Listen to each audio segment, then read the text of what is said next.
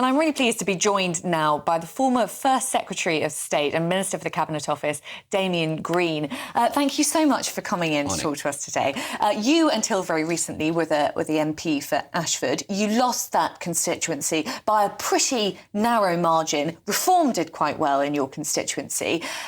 Rishi Sunak obviously decided to go to the polls in July when he could have waited it out until the end of the year. And I've heard quite a lot of Conservative MPs saying, hang on, shouldn't he have waited it out? The economic picture is looking a little bit better. The immigration statistics out this week aren't actually that bad. It looks as though the Conservatives are doing quite well. Do you think if Rishi Sunak had waited until the autumn, you might still be an MP? I mean, the truth is I would still be an MP now, certainly. But more importantly, would I have been an MP after October? For what it's worth, I always thought October was the best date to do it.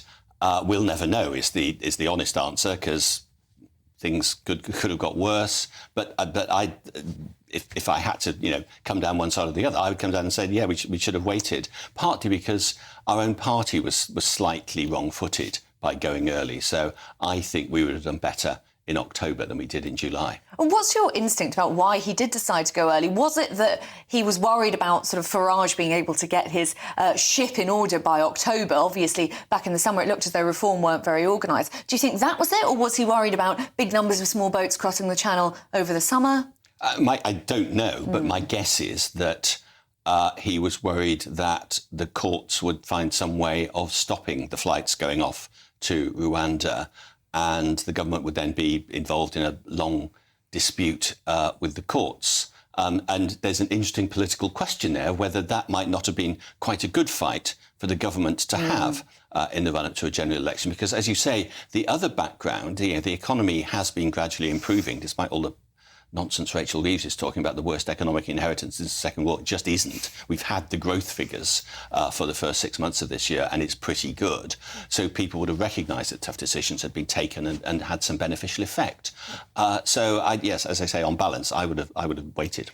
But ultimately, as you say, I mean, it sounds as though Rishi Sunak went early because he was worried about that Rwanda plan, because he was worried about immigration. It feels he was sort of brought down on the issue of immigration. Reform is on the rise because of the issue of immigration. Is anything Keir Starmer's saying about his plans to tackle immigration?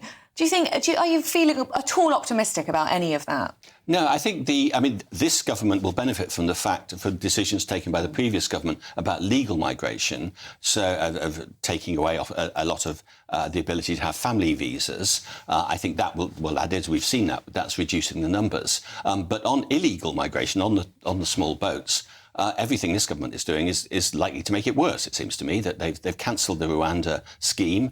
They've got nothing to replace it. They keep talking tough about, we'll have more people in some border command here. Well, that's fine, but actually all this criminality is happening in other countries where the British police's writ doesn't run. So that's pretty second-order stuff. You need some deterrent. Well, you need some deterrent, and also it feels as though you probably need His Majesty's official opposition. You're saying that Labour are not making a proper case on illegal migration, but it feels as though the Conservatives are kind of missing in action. Are they just waiting for a new leader, and who's that leader going to be? Well, I mean, to some extent, when you're having a leadership campaign, it is quite difficult to prosecute normal opposition politics, and also nobody wants to listen to an opposition party that's just lost a general election big time. So let's be realistic about this. On the second question, I hope that the next leader is going to be Tom Tugendhat. I think Tom has got the mixtures as security minister, background in the military. He's absolutely up there on all security affairs, which is what really matters in a difficult and increasingly dangerous world.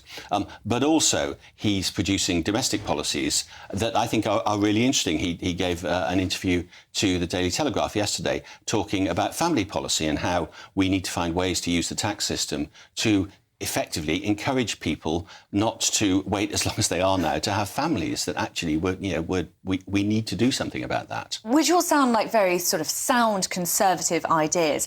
But the truth is, rightly or wrongly, Tom Tugendhat has a reputation among the party membership and among more right-wing Conservative MPs for being a little bit wet. Do you think he can brush that off, and how can he go about doing that? Because at the moment, it doesn't really look, even if he does make it onto the final two, as though he'll win with the membership. I think of all the accusations you can make against Tom, the idea that somebody who, was a senior official in Helmand at the height of I'm not the saying Afghan this is war what I believe is at all, but I think that this is the narrative which has somehow got through. It's the narrative that other people will put about it, but it's completely untrue. And he is having a very successful tour around the Conservative membership at the moment, so they can meet him and, if you like, sort of prod him and test him on these things, and they are discovering that that's not at all true. But the underlying point I would make is that if we're going to, the next leader of the Conservative Party to be successful is going to be measured by whether they can win a general election. And to do that, you need 10 or 12 million people voting for you, not just our members who, many of them my friends. I'm one, I love them dearly. But nevertheless, just because they're members of a political party, they are by definition unrepresentative of the wider electorate. And the Conservative Party, one of the steps we've got to take, or the many steps we've got to take to make ourselves credible again, is to look outwards rather than inwards. So I want the next leader of the Conservative Party to say, I'm going to assemble a wide coalition again of some people who hold very right-wing views, some people who hold centre-right views, and that coalition is what makes it successful, and that's why I'm supporting Tom. I mean, the Conservatives have made mistakes before, I think it's safe to say. The Conservative membership on who to elect as leader, Liz Truss being one that springs to mind. Is there anyone on that sort of final shortlist that we've got emerging of Conservative leadership contenders who you think would be a disaster for the party? Who would you least like to see as the new Conservative leader? Well, and to be fair, until I know who the last two are, then... I mean, I'm talking of Kelly the last Badenoch, Priti Patel, I mean, Robert Jenrick. They're all old colleagues and friends of mine. I've worked with them all closely in the past, so I'm not going to diss individuals. I have chosen, I think, the best of the bunch, of quite a good bunch. But none of them would be as bad as Liz Truss, for example. Well, I think none of them will be Prime Minister, which I think is the key thing. I mean, I think Liz's Prime Ministership was a disaster. Let's not wrap that up. But actually, their job is to become Prime Minister, and to do that, to be Leader of the Opposition for 5 years, which is a more difficult job. And everyone who's ever been both Leader of the Opposition and Prime Minister agrees that, funnily enough, being Leader of the Opposition is a worse job, certainly maybe not more difficult, but worse job. And you need a particular talent set to do that job well.